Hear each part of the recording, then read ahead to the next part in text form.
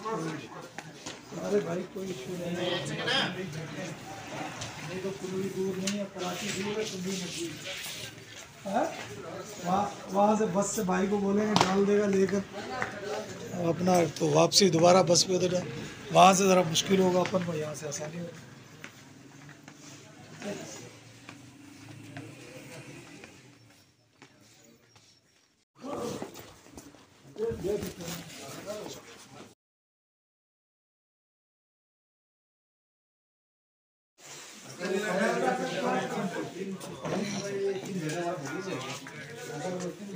अगर आप डाल लेगा तो